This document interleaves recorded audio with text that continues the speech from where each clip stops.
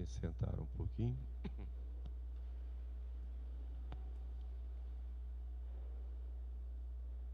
Já estamos nos preparando para o fim do ano litúrgico. Faltam poucos domingos, hoje é o 20º domingo. Nós temos 24 domingos depois de Pentecostes, e quando sobra algum, que por causa do início antecipado da Quaresma, a gente acrescenta agora, no final.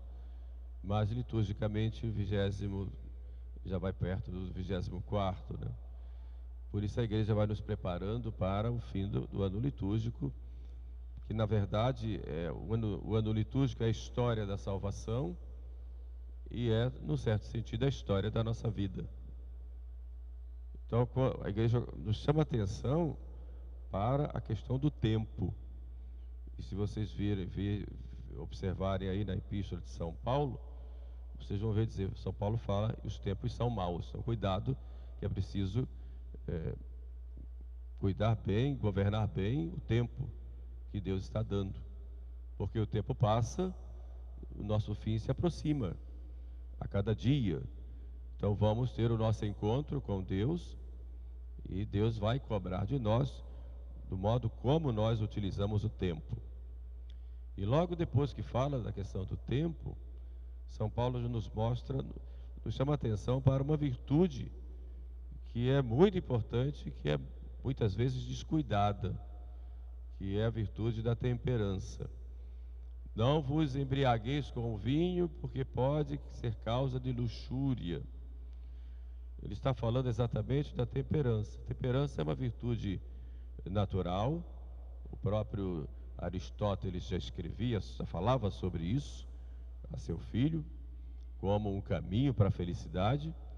A virtude a temperança é uma virtude cardial. Cardial vem da palavra cardo, que significa gonzo, aquela dobradiça, porque a virtude cardial, ela nos leva a outras virtudes. São 4 as virtudes cardiais, que são justiça, prudência, temperança e fortaleza. E a temperança é uma delas. E que consiste essa virtude?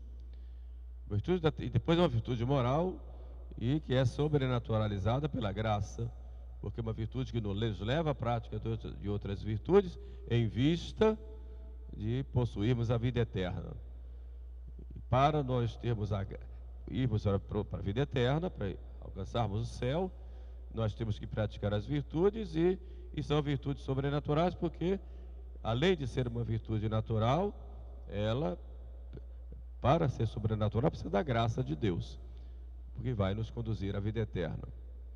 E quando Cristo diz, sem mim nada podeis fazer, até a prática da virtude da temperança, enquanto virtude que nos leva para o céu, é necessária a graça de Deus. E em que consiste essa virtude da temperança? A virtude da temperança, segundo a definição dos catecismos, é aquela virtude que nos leva à moderação, ao equilíbrio e ao autodomínio de nossas ações, de nossas atividades, principalmente naquilo que diz respeito ao apetite concupiscível. Para a nossa conservação como pessoas, como indivíduos, Deus nos deu alguns apetites, e juntamente com esses apetites, Deus nos deu prazeres próprios. Então nos deu apetite para comer, para nos alimentar, para beber. E quando nós comemos, bebemos, Deus nos deu um prazer próprio na comida e na bebida, para a nossa conservação como pessoas, como indivíduos. Mas Deus deu também um prazer próprio para a conservação da espécie, para a conservação do próprio ser humano, em que o ser humano se torna, pela realização desse apetite, que é o apetite sexual, o ser humano se torna, dentro do plano de Deus, como colaborador na obra da criação, participante da obra criadora dele. Então Deus deu prazeres próprios, seja para a vida humana, no sentido individual, para a conservação, e deu também prazer próprio para a conservação da espécie humana, do próprio ser humano. Tudo isso tinha uma perfeita ordem antes do pecado de Adão. Havia o corpo sujeito à alma e a alma sujeita a Deus. Mas com o pecado de Adão, que foi o pecado de desobediência e de soberba, se comerdes o fruto, sereis deuses, esse equilíbrio, esta ordem, ela se quebrou. E a quebra dessa ordem é o que nós chamamos de concupiscência. Quer dizer, essa desordem que há em nós. O corpo não se sujeita mais à alma, porque a alma não se sujeita a Deus. Quando nós fomos batizados, o pecado original foi apagado. Mas essa desordem continua e Deus deixa exatamente para que daí nós tenhamos méritos próprios para alcançarmos com Cristo a vida eterna. Então, o que é a intemperança?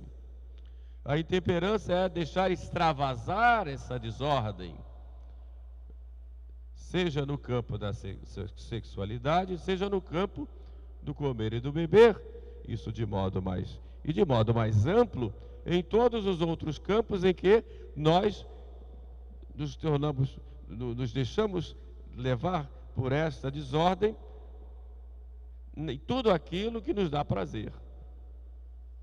Então a temperança é a regulação de todas essas capacidades que nós temos dentro do plano de Deus, para que busquemos viver essa ordem. É claro que nós não anulamos o prazer, não anulamos aquilo que nos dá gosto. Nós não somos maniqueístas. Os maniqueístas, eles odiavam, podemos dizer assim, o corpo, a matéria, e diziam que a matéria era má. Faziam essa distinção. Não, a matéria não é má. Deus se fez homem, um corpo como nós. E quando nós comungamos o corpo e o sangue de nosso Senhor, sua alma, sua divindade, mas o corpo e sangue. E Jesus diz: minha carne é verdadeira comida, meu sangue é verdadeira bebida. De modo que o prazer próprio que Deus nos concede nas obras da carne, e aqui eu digo carne no sentido mais geral, ele é lícito. O ilícito está nessa desordem. Por isso São Paulo, na epístola de hoje, fala: não vos embriagueis com vinho, porque isso pode ser causa de outras desordens. E ele coloca aí a luxúria, que é a desordem no campo sexual. Então, no comer e no beber, né? Cuidado, porque isso pode se vai no exagero, isso pode impedir que ouça a palavra de Deus, que é o que fala Jesus, referente aos tempos de Noé, que comiam e bebiam, e veio o dilúvio e pegou a todos. Mas não porque comiam e bebiam, mas porque o comer e beber impedia que eles ouvissem a voz profética de Noé dizendo que o dilúvio viria. Portanto, a desordem está quando se busca o prazer pelo prazer e não pela finalidade que o prazer nos dá, que vem como, digamos, um conforto, um consolo e também um incentivo para que vivamos esse projeto de Deus.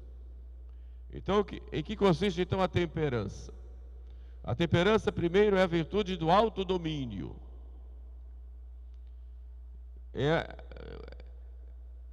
Eu tenho que entender qual é o objetivo disto.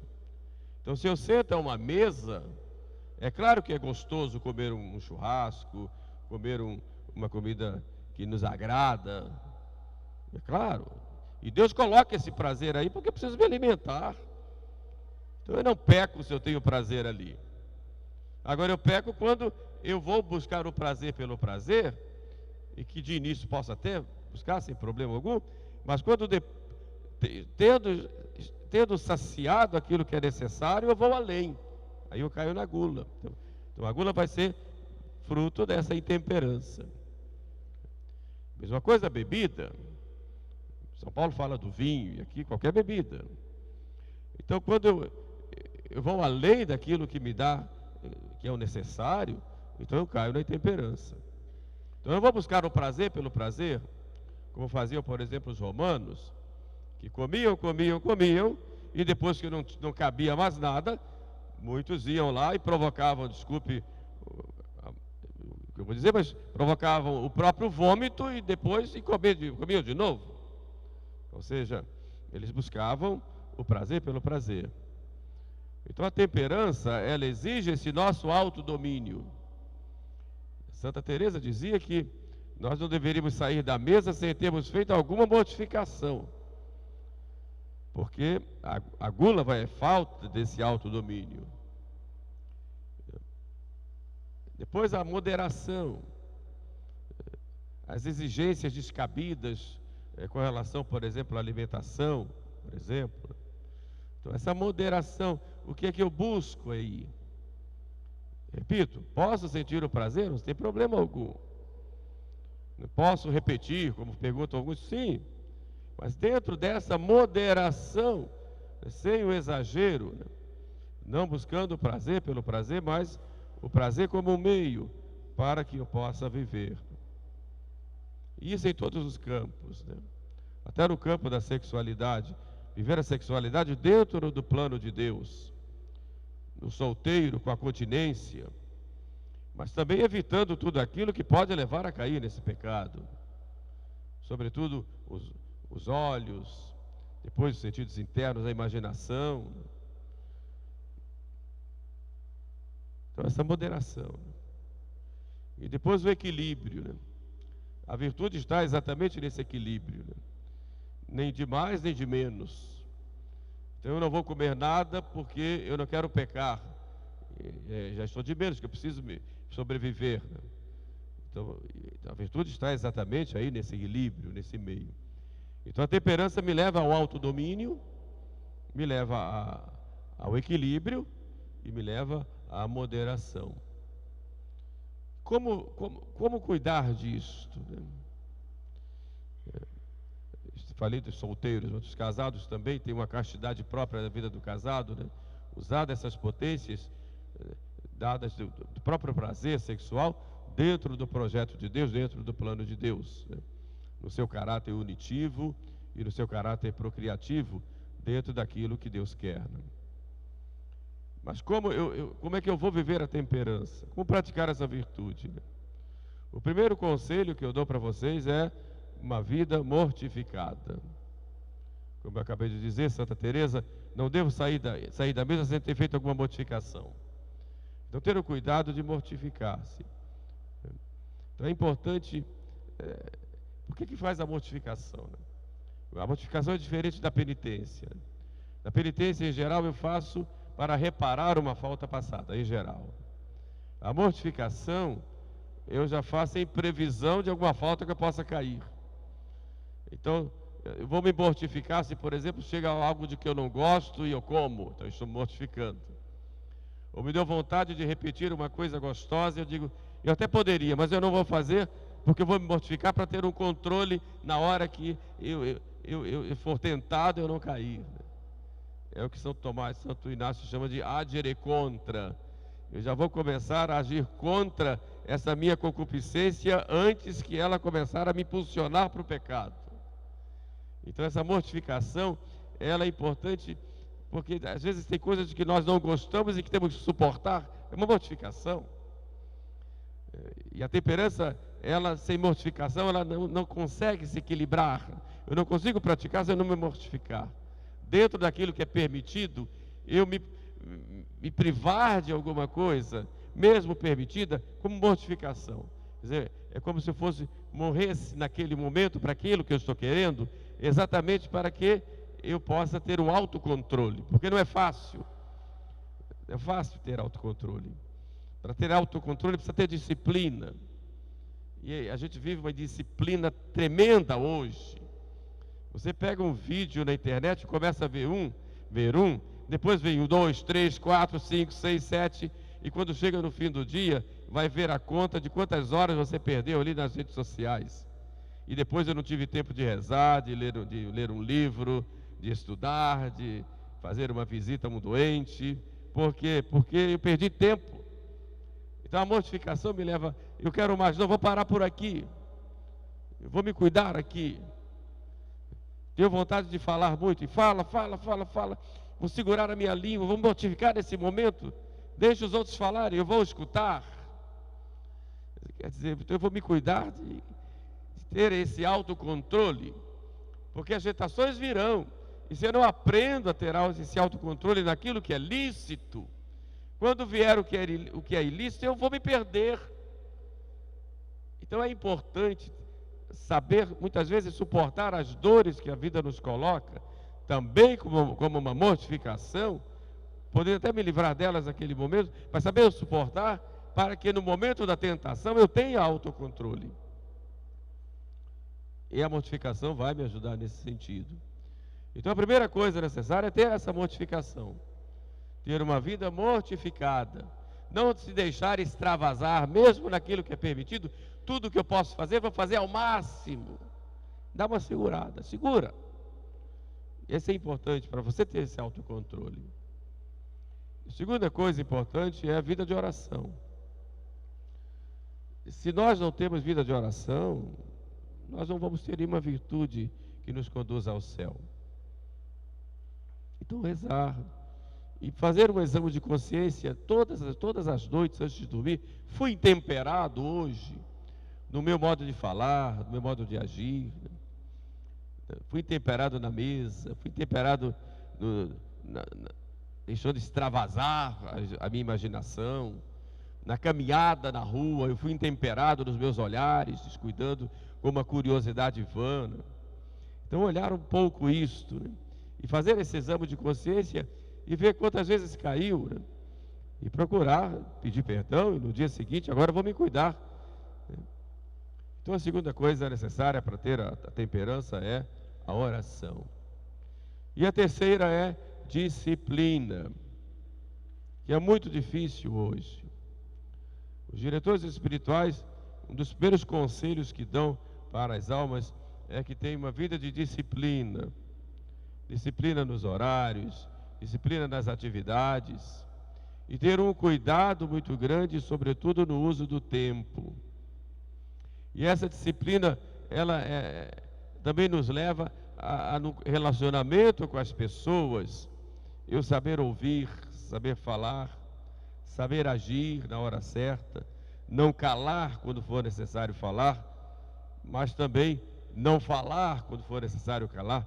Quer dizer, essa disciplina que vai me governando também, vai me dizendo, eu tenho que fazer isso.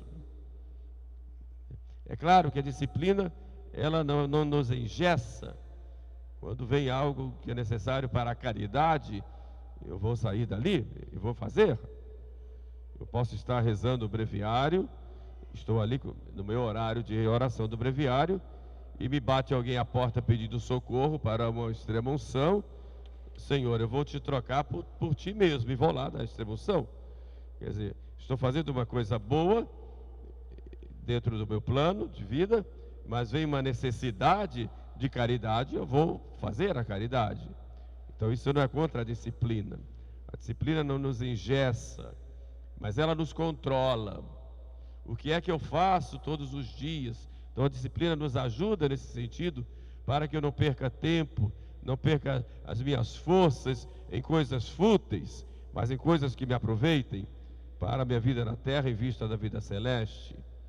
Então a disciplina é necessária para quem quer viver a temperança. Então mortificação, oração e disciplina. Isso sem tirar a alegria da vida, porque às vezes o escrúpulo, e muitas vezes ele muitas vezes é mórbido, ele tira a alegria de viver. E nós temos que ser alegres por estarmos com o nosso Senhor. Alegrai-vos sempre no Senhor, já nos diz São Paulo. Mais uma vez eu vos digo, alegrai-vos.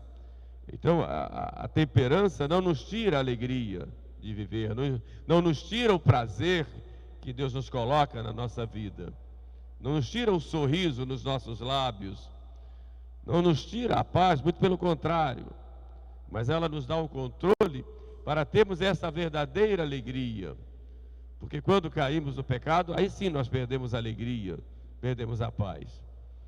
Então a temperança vai nos ajudar nesse sentido de nos dar essa verdadeira alegria.